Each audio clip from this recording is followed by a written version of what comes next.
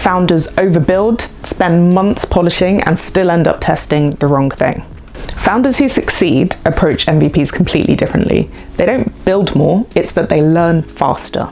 Stick around, because whether you're pre-launch or ready to scale up, getting MVPs right can save you time, save you money, and save your sanity.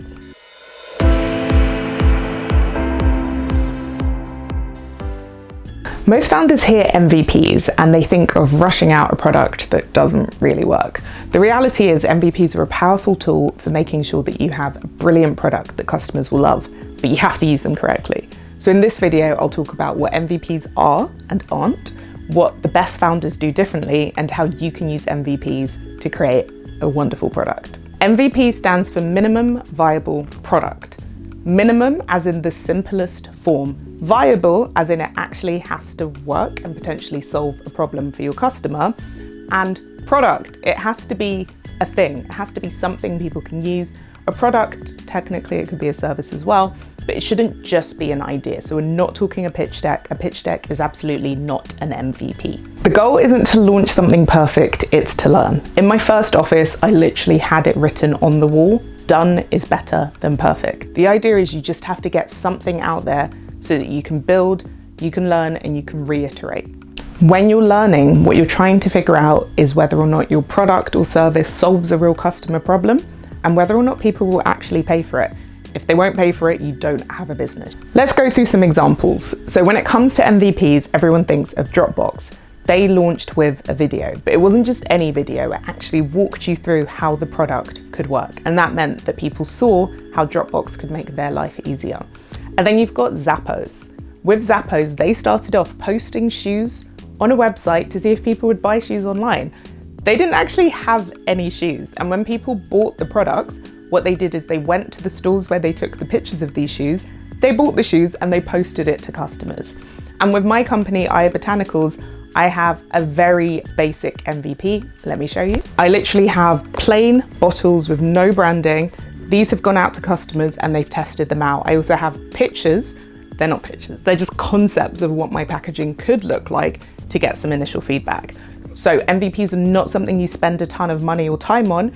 You just spend enough time and money to make sure that it's actually good, it's actually viable, and that it's a real product that can be in people's hands or something they can test online. The first thing they do differently is they focus on testing their riskiest assumption. Instead of asking, how do we make this perfect? Instead, they ask, what is the fastest way to find out if customers actually want this? Number two, they define success before they build.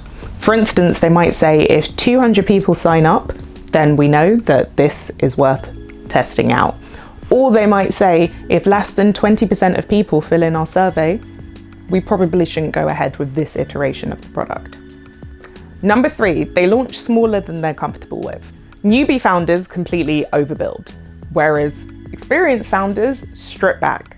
They push out a product that just focuses on the core assumption. Sometimes their landing page is just a pre-order form, a manual service behind the scenes, or something really basic and simple. Number four, they measure and adapt. This is crucial. Every single MVP needs to have a clear next step.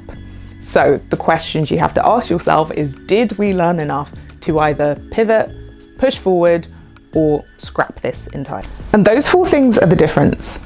Average founders think MVPs are just about pushing out a product, whereas experienced founders know that you use your MVPs to gather data so that you can learn. They use them as tiny experiments so that they can validate their ideas. And that's how you use MVPs strategically. If you're not sure what I mean by that, watch episode 2 on strategy. Now let's cover how to decide what to test. An MVP without measurement is just a bad product. It's really important to think about what your riskiest assumption is first before you do anything else. You have to think of your MVP as an experiment. So first ask yourself, what is my riskiest assumption? Then ask, how can I design an experiment to test that assumption quickly? You have to move at speed with startups. For Aya Botanicals, our riskiest assumption is that we will create formulations that customers love and will rebuy. So testing Aya Botanicals by taking the Zappos approach and building a really cool website, seeing if people order, that wouldn't work. That wouldn't make any sense. For us, we had to get the physical product into the hands of customers. It's the only way to know if they'd like it, and we have to actually ask them about how likely it is they would repurchase or recommend to a friend. So when I created my trial feedback forms, I had to think about what numbers I needed to see. For me, if I want customers to love the products, that's not a good product. That's not kind of 6 out of 10 and above. If they love the products, that is, for me, that's a 9 or 10 out of 10. The factory I'm partnering with, they viewed it slightly differently. They thought above 8 is good. And actually my initial feedback had customers coming in at about 8.4 out of 10 on average, with feedback ranging from 7 to 10. So the factory was very happy with that. I wasn't. If you love a product, that is a 9 or a 10 out of 10 experience. So until I have an average 9 out of 10 rating, I'm not launching this. But for the minimum version, there was no way for me to know whether this was a 9 out of 10 or a 10 out of 10 product for people. In fact, people have such vastly different tastes that even though more than half of the people on my trial gave it a 10 out of 10, a lot of people didn't. There were about, let's say maybe 10% of people gave it a 7, and I couldn't have known that or had that feedback without doing a trial. So with your MVP, you do precisely that. You think of your riskiest assumption, you come up with a way to test it, you test it, gather the data, and you test again. Your MVP might be even more simple. It could be a landing page with a sign up or buy button.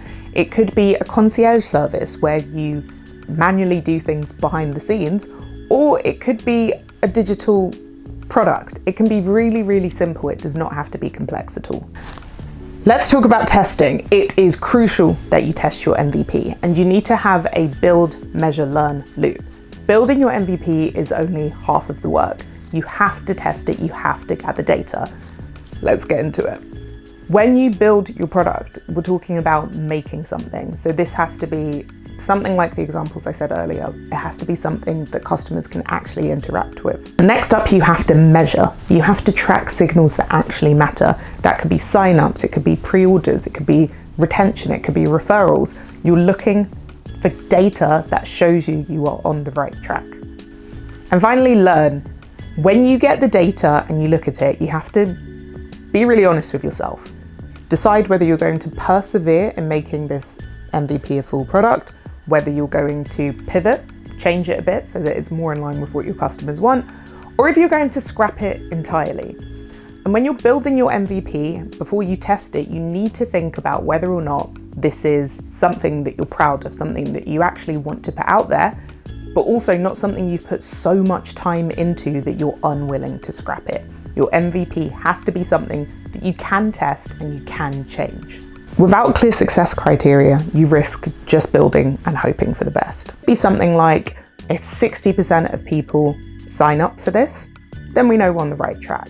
Or it could be, if less than 20% of people fill in the feedback forms, we have to scrap this project. When I ran the first Eye Botanical trials, the goal wasn't just to get product in people's hands. It wasn't even to get people to say nice things. It was to actually test the formulation quality and customer trust. In order to do that, I had to set my success criteria, and I had 3 very clear goals in mind with my experiment. I wanted to know that there would be at least a 9 out of 10 rating for the products across the line. I wanted 70% repurchase intention, and I wanted more than 50 completely filled in feedback forms. The data told me what to tweak and gave me confidence to move towards my launch.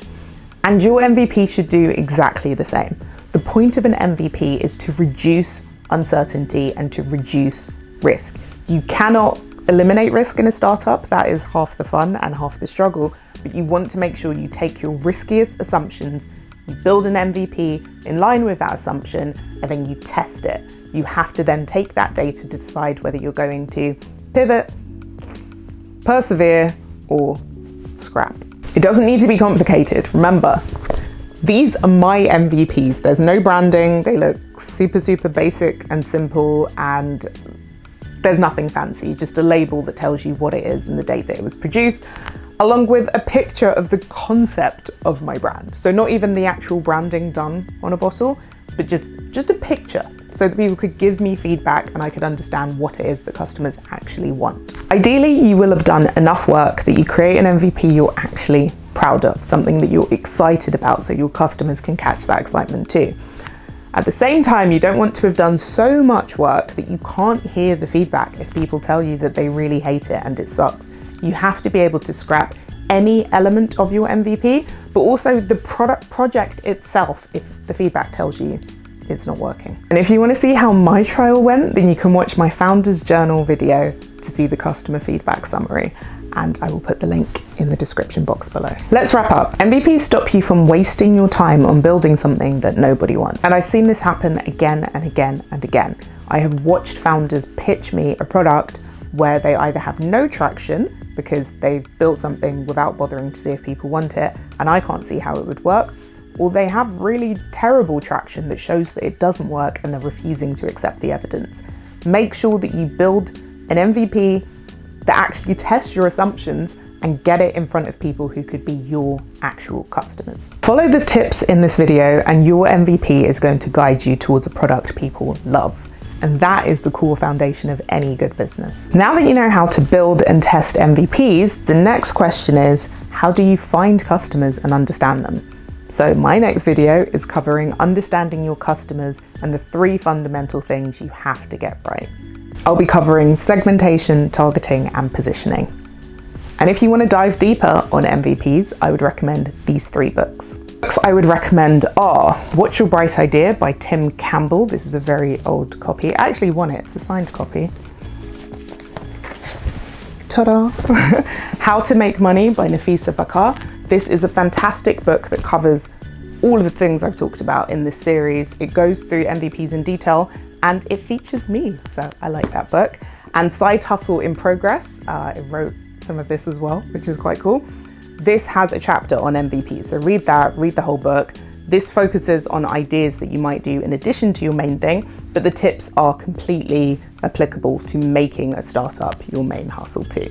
So check them out. And as a bonus, read the Mum Test too. The Mum Test is an excellent book for helping you to make sure that your tests actually measure what you want them to measure. Thanks for watching. Don't forget to like and subscribe, and I'll see you next time. Bye. Number 2, they launch smaller. Oh my God, filming on my period maybe should be skipped, but it's okay, we've tested it. Okay. We did it! So proud of us. Today was not the one. Oh my gosh, I feel like death warmed over.